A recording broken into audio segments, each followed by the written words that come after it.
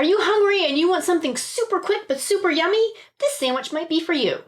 And of course, it's another way to use tofu. Now, this sandwich is also great in case you don't like using all the processed meats like Impossible and Beyond and all that kind of stuff, or you just happen to have a ton of tofu laying around like we do. So you want to open your tofu and drain it. See all that liquid coming out? You don't want that in your sandwich.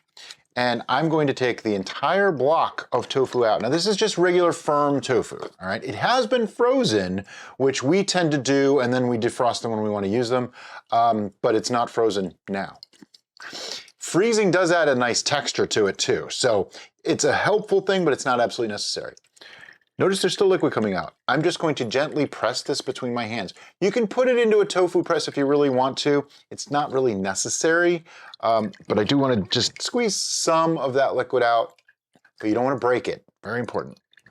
Now we're using the tofu in this particular sandwich to replicate kind of a scrambled egg-like substance. Yes. It's kind of a cross between scrambled egg and a chicken patty. I know, that just sounds weird, right? But it sort of is. Now we have our block of tofu, and well, it's a little bit larger than the buns we're using, you know? Yeah, so what I like to do is cut this into a square. And I'm just gonna turn this because I'm a lefty and have to do it this way. I eyeball it, don't get too prissy about it. That chunk there is now extra.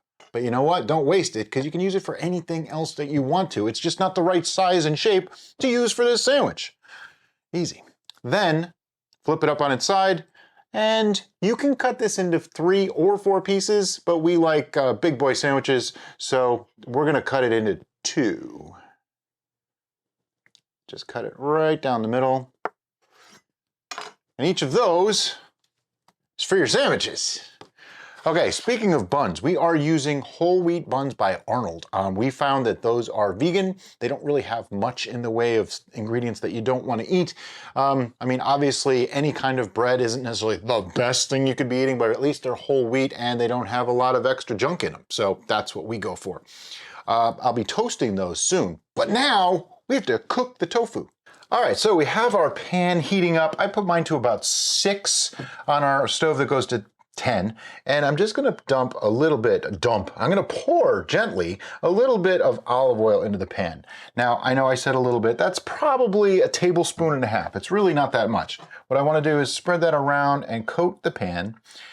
This is one of those times that you really do kind of have to use some sort of non-stick insurance. I'm using a non-stick pan, but I also want the oil in there to keep it from sticking.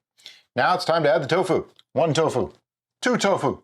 I don't hear any sizzle yet, but in a couple minutes, this pan will be heated up enough to get some sizzle going. Wait till it's a little bit browned on this side, flip them over to the other side, and we'll show you at that point. All right, and as you can see, they brown a little. I don't generally go too dark with them. Okay, the last touch is kala namak, or black salt. It's a common ingredient, and it adds a sulfury kind of flavor and smell, so it makes it taste like egg. But we've done it without them when we forgot on several occasions, and it comes out just fine anyway. Now, let's move back over to the sandwiches. Okay, first, we want to prepare the buns. Now, these are lightly toasted. They were frozen too. We keep them frozen. Never put buns in the fridge. They'll actually go stale on you. The key to this sandwich is the texture. So it is really critical for you to toast whatever bread you're using ever so slightly or to the full extent of your enjoyment level, because don't burn it. The sauce is going to come next, and you have a choice of sauces. Basically, you want a creamy sauce, so you can use our mayonnaise, you can use our burger sauce, which is what we're using today, you can use yummy sauce, whatever sauce you work. Now, my burger sauce is basically our yummy sauce with mustard and pickle relish added. So it's actually really good on burgers. It happens to be what we had available, so that's what I'm using today. My personal preference is spicy mayo, though. So, you know, whatever you like. Derica prefers, I think, just straight mayonnaise, right? I prefer straight mayonnaise, but if I use straight mayonnaise, then right on top of that mayonnaise layer, I'm going to put a nice dose of freshly ground pepper, because you don't want just a boring sauce. You want something with a little something going on. A little zing. That's right. All right, so now that we have that done, let me go get the tofu. Very carefully, without burning yourself or others, you want to get your tofu out and slap it onto that sandwich. Now the tofu has a creaminess on the interior, but because Brian grilled these, they have a nice kind of crunchy, crispy outside. And besides the texture difference, it also has a temperature difference, which is really critical in this sandwich. Okay, so on top of that, first, we have a tomato here. And I'm gonna cut the top off that tomato because I'll save that for later. Chef snacks, you know? And I want a nice big thick slice of tomato. You know, we got a nice big thick slice of tofu, so a nice big thick slice of tomato. Ideally, if you have a tomato large enough that the whole circumference covers your sandwich, that is perfection. These aren't quite there, but they're close. So we go with that, and we go with that. Now the tomato layer is going to add a brightness due to the sweetness of the tomato, the freshness of the tomato, and the acidity of the tomato. It's also going to add a cooling element, which is really nice just to compose to the tofu. Now, this is an optional step, but I like to season tomatoes. I think just a little tiny pinch of salt and black pepper on tomatoes really brings out their flavors a little bit better. So it is optional if you're watching your salt intake, but I like to do it, and just a good sprinkle of black pepper over the top. The final layer is another creamy layer because you just can't have enough creaminess in your sandwich, can you? Today we are using avocado, which is a beautiful, natural, creamy element. However, if you wish, you can choose a cheese-like substance of your choice to replicate that creaminess. Trying to get equal avocado on both sandwiches. This is our lunch today, by the way, so, you know. Okay, she said final layer, but she was a little bit wrong because, you know, it's not worth doing unless you overdo it.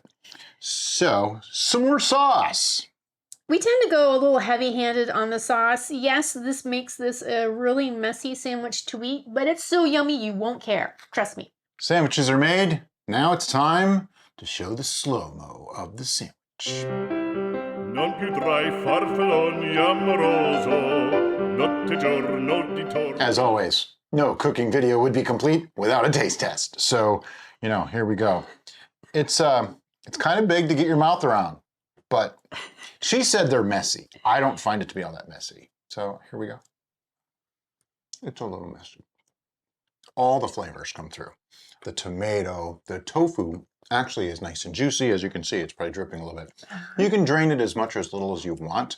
Just don't make it too dry because then it'll actually be dry when you try to eat it. I think the whole wheat bun works really, really well with this. Definitely. The tomato adds just a little bit of brightness, like she said. There's the sulfuriness of the column namak making you think there's egg here. And then you got the creaminess from the sauce and the avocado. It's just wonderful. I agree. All right, well, we're going to eat lunch.